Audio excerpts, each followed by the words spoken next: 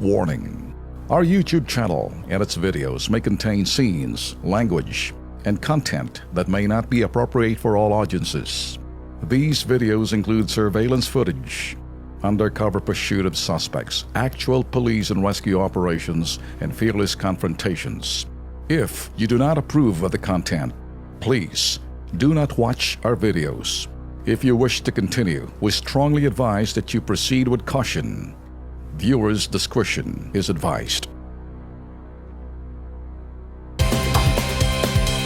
Kasama natin si Irene Sanchez, 26 anyos, at dati po siyang promodizer sa Limson Marketing Incorporated. At ayon po sa kanya, tinanggal daw siya sa kanya pong pinagtatrabaho, ang kumpanya, kanya pong pinapasukan. Ang dahilan, may nakaalitan lamang po siyang isang security guard. Babae po to, lady guard ng kumpanya. Ang masaklap pa raw, iniipit daw ng Limson Marketing Incorporated ang kanyang back pay at ang kanyang cash band.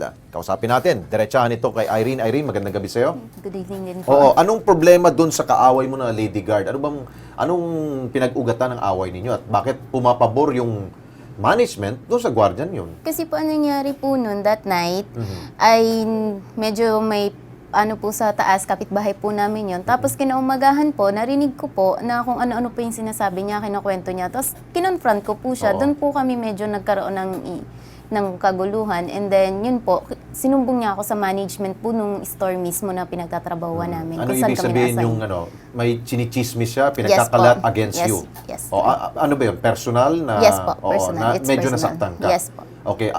Nung kinumpronta mo siya, ginalaw mo ba siya?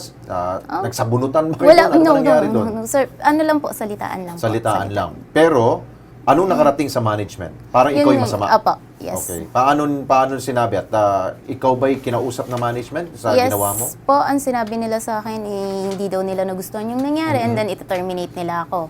The termination actually, okay lang po sa akin kung gusto na talaga nila akong i-terminate.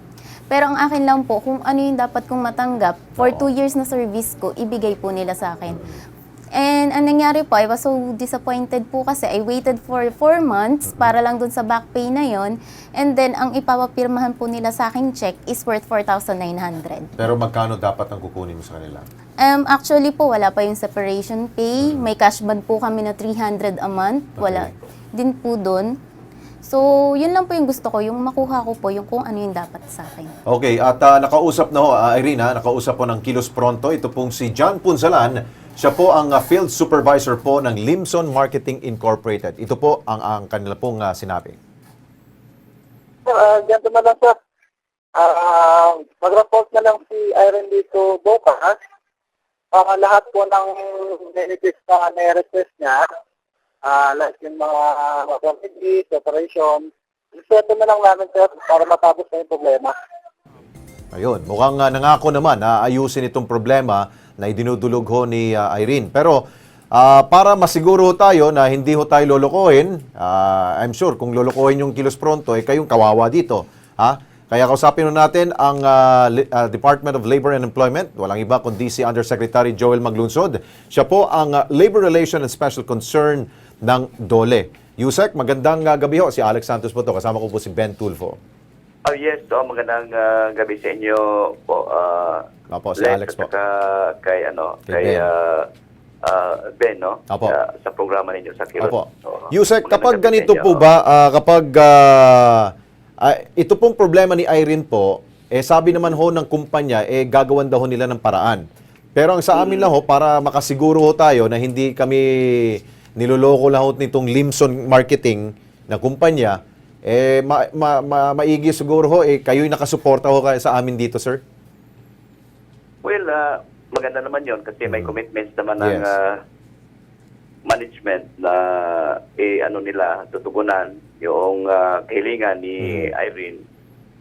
Pero ang pinakamaganda doon na para maiwasan din natin yung medyo matagal, pwede namang idaan natin dito sa DOLE. Meeting conference natin sa DOLE. Yes.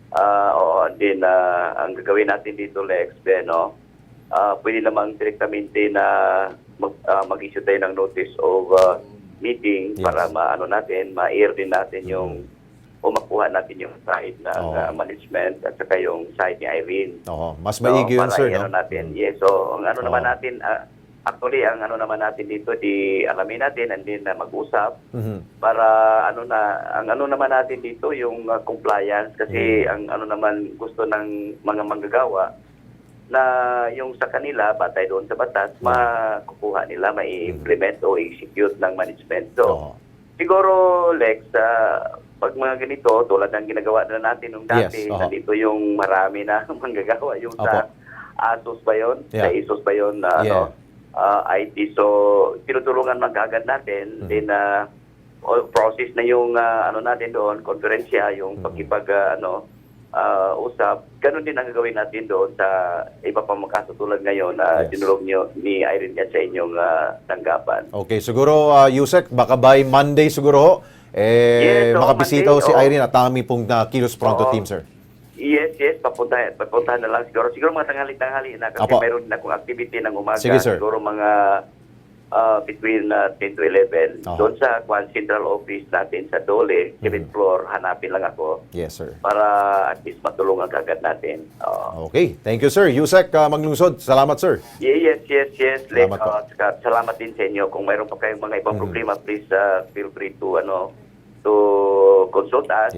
Ipaalam lang para matugunan kagad natin. Okay. Mabuhay po kayo. Mabuhay. Salamat po, sir. Okay, Lex. Irene. Okay, para sa iyo na rin. May template talaga silang sinusunod, yung procedure.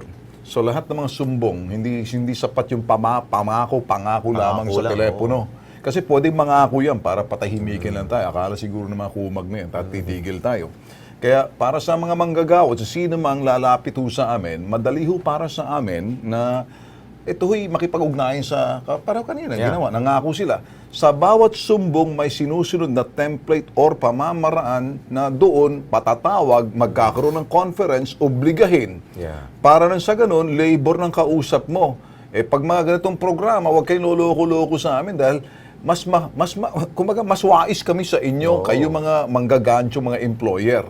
Kung akala nyo titigil kami, hindi po pwede yan. At para sa iyo, nakakasiguro, at sino man magsusumbong at medyo nanunood sa atin, alam na nila ngayon, Lex. Irene, ayos ba? Thank you, So, sir. Lunes sa Lunes, ha? Yes po, Nagawa sir. natin para. Thank you. Alright.